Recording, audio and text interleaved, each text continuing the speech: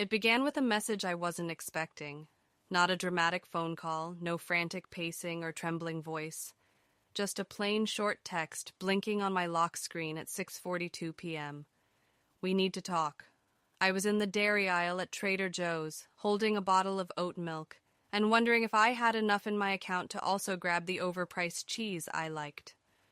I remember the chill of the fridge against my arms, the murmur of indie music overhead, and how something instinctual, settled deep in my chest the moment I read those 4 words.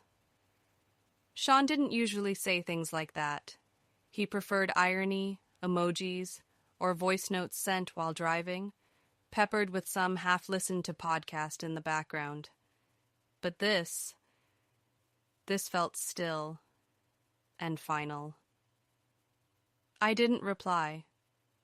I finished shopping like my hands weren't shaking and smiled at the cashier like my heart wasn't sinking. I remember bagging my groceries myself and walking to my car in the kind of automatic haze that feels like sleepwalking. The sky was just beginning to shift from pink to that kind of purple dusk that makes the world feel cinematic. But it didn't feel like a movie. It felt like something real was breaking. At home, Sean was already there. He was sitting at the kitchen table, still in his work clothes. Shirt, unbuttoned just enough to suggest stress, but sleeves too perfectly rolled to be accidental. That's the thing about Sean. Even his disarray was curated. I set the groceries down and he didn't stand up, didn't smile, just said, "Danielle, can you sit?" I stayed standing. He looked away first. There's someone else.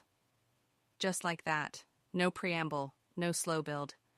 He kept talking about how it just happened, how he didn't mean to fall into anything, how confused he was. I stood in our kitchen and felt like I was watching someone perform a monologue they'd rehearsed in the mirror. I didn't cry. Not then.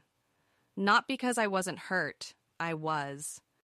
But because my body had already been preparing for this for months. The distance. The phone turned screen down. The new cologne.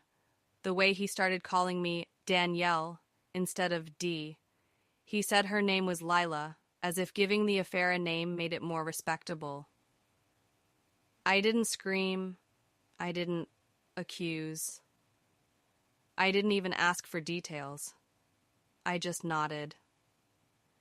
Picked up the oat milk I'd bought, put it in the fridge.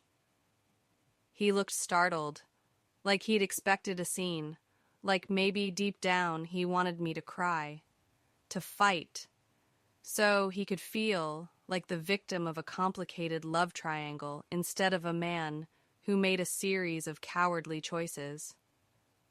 When I left that night, I didn't pack a bag. I took my keys, my phone, and a hoodie. I drove with no destination. For 3 hours, I wandered the quiet neighborhoods of our city, passing dark houses, silent porches, people inside watching sitcoms and folding laundry. I envied them, not their routines, but their certainty. Eventually, I checked into a small hotel on the east side, the kind with stiff sheets and a breakfast buffet that consisted of cereal and sadness. I didn't sleep much, just lay there, blinking at the ceiling, trying to remember how long I'd been gone before he noticed I was already disappearing. In the morning, I made a list. I don't know why. Maybe it was the only thing I could control. It wasn't a revenge list. It was a rebuild list. One column titled Immediate. Find a place to stay. Separate bank account. Call mom. And another titled Eventually. Change my name. Get a new doctor. Figure out how to stop feeling like I was the one who failed.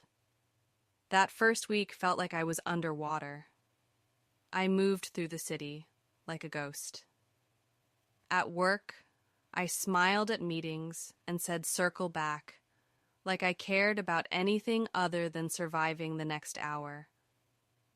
I found a sublet from a girl named Emily who was spending a semester abroad in Spain. Her studio was tiny, smelled faintly like incense and burnt popcorn, and had a leaky faucet, but it was mine. Sean texted, then called, then texted again. "Can we talk? I want to explain. I miss you." I didn't respond, because I didn't trust what would come out of me if I broke the silence. And deep down, I think he knew. That's why he never came in person. That second week, I went to the DMV in the rain. Took back my maiden name. Danielle Flores. It felt right in my mouth, like trying on a coat that still fit after all these years. Little by little, the world stopped spinning. I started walking everywhere. It saved money and made me feel grounded. I found a corner coffee shop that didn't charge extra for oat milk and remembered my order by the second visit. The barista's name was Mara. She had pink hair and played Mitski in the mornings. It felt like someone was handing me a soft landing, even when everything still stung. Then, one Saturday, I saw him. Not Sean. Him. The one he left me for, or with, depending on the angle. He was walking out of a boutique with Lila, her arm looped through his. They looked happy in that curated Instagram way. I ducked into a bookstore before they could see me, heart racing like I'd been caught cheating. But I hadn't done anything wrong. I just didn't want them to see that I was still in the middle of rebuilding. Because healing isn't glamorous. It doesn't happen in flattering light.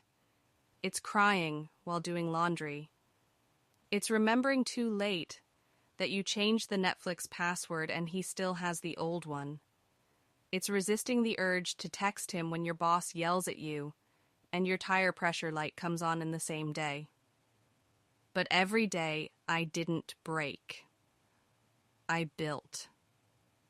Brick by brick. The fall passed slowly, like a bruise healing. I kept my head down, kept my routine, morning walks, work, coffee, sleep. On Sundays, I let myself go to the local farmer's market, not because I needed anything, but because the noise felt like company that didn't require answers. One morning in November, Mara, the barista with the pink hair, handed me my latte with a raised eyebrow. "You look like someone who needs to tell a secret." I blinked. "What?" She smiled. "You've got that quiet storm vibe. Happens a lot around here." Maybe it was exhaustion, or maybe it was just time, but I told her. Not the whole story, just enough. The marriage, the betrayal, the way I walked out with oat milk and never came back. She nodded, didn't gasp, didn't offer pity. "Good for you," she said. "You didn't wait for it to get worse." It was the first time I heard those words, and they echoed louder than any apology Sean had never given. I started writing, not about Sean, not directly, but short pieces, memories, fragments of thought. I filled journals with moments that made me feel like myself again, childhood dreams, fears I'd outgrown, people I used to be before I was someone's wife. In January, I applied to a workshop, creative nonfiction, 12 people, 4 weekends. I got in. It was held in a repurposed loft with bad heating and exposed brick. Everyone there had lived a life with rough edges, divorce, grief, estrangement. We sat in a circle and took turns telling the truth out loud, and no one flinched. By week 3, I shared a piece called The List, about the morning I made it in that dim hotel room. People cried. One woman hugged me. Another said, "That felt like my own voice on paper." Oh, I cried after that class. Not because I was sad, but because I didn't know I still had a voice that could make someone else feel seen. Sean showed up in March. He waited outside the coffee shop, holding a paper bag like that would fix things. I saw him through the window and felt nothing. No rage, no longing, just distance. I stepped outside. "You look different," he said. "I am." He offered the bag. "Your favorite. Morning buns from that place on 5th. I didn't take it." He shifted. I just,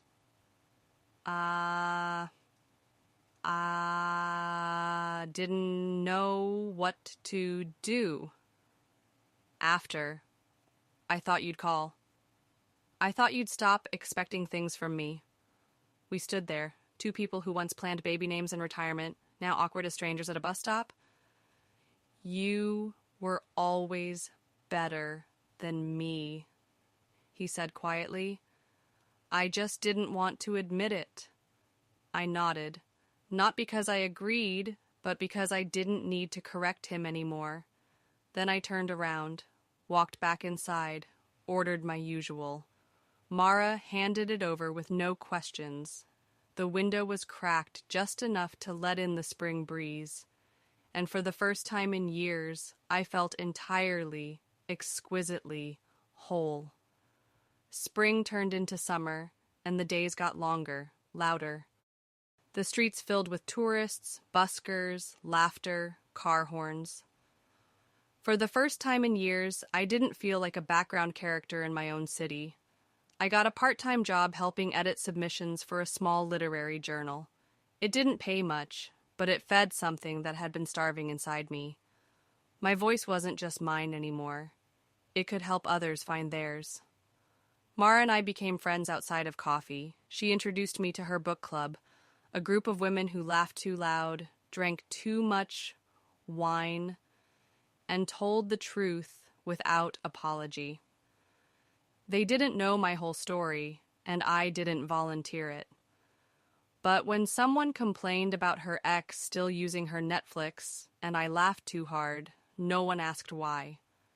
It was healing, not in a poetic way, in the small, mundane, glorious ways. Clean sheets on Sundays, sunlight on my floorboards, knowing the cashier's name at the bodega down the block, being known in tiny, beautiful ways. Then one day in July, my phone buzzed with a number I didn't recognize. It was Lila.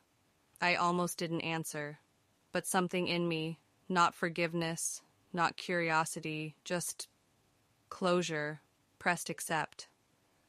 "Danielle," she said. Her voice was tight, rehearsed. I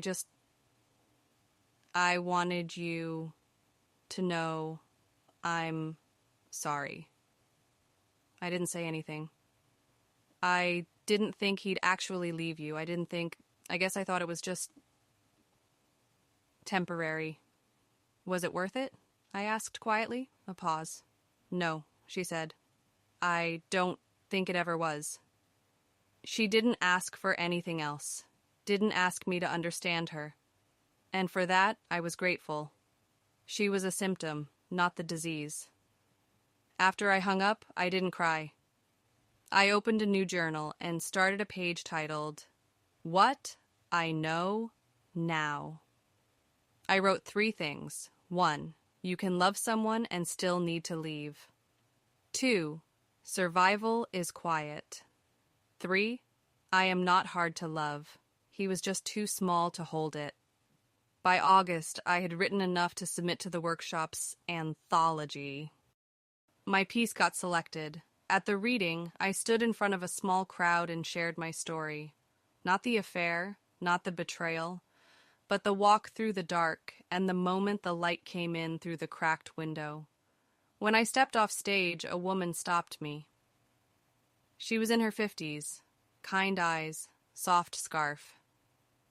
"Your story," she said. "It reminded me I can start over, too." I smiled. "That's the whole point," I replied. Later that night, I sat on my fire escape, journal in hand, wine in the other. The city buzzed below, and I felt it, not peace, not yet, but the deep, steady thrum of my own strength. It was always there, I just needed the silence to hear it. By the end of the year, I had moved out of the sublet and into a one-bedroom above a florist. The landlord was an elderly man named Arthur, who left fresh roses by my door every Friday. Leftovers, he'd wink. I didn't care if it was true. The apartment had creaky floors, a clawfoot tub, and the kind of windows that begged to be opened on warm nights. It felt like the kind of place someone lives in when they are no longer running. I adopted a cat named Echo. He was too old for most people to want. Missing part of one ear. Slept in the sun and chirped instead of meowing. We fit in the way only two quiet survivors can. Sometimes I'd still think about Sean, not with longing, with distance. Like recalling a book I once read and didn't finish. I wondered if he was still with Lila, if he was still telling stories where he was the victim. But mostly, I didn't care. I had stopped checking his social media, stopped waiting for closure, stopped needing anything from someone who had already shown me the limits of their love. I found mine instead, in mornings without alarm clocks, in the rhythm of my own footsteps, in friendships built on laughter and honesty, not shared history or obligation. One afternoon in December, I walked past the hotel where it all began. The memory didn't sting this time. It just existed, like old graffiti on a wall that no one bothered to scrub clean. It had been part of the story, but not the whole story. Not anymore. I stood outside a while watching strangers filter in with holiday bags and tired eyes, and I realized something. Pain doesn't shrink you unless you let it. And I hadn't.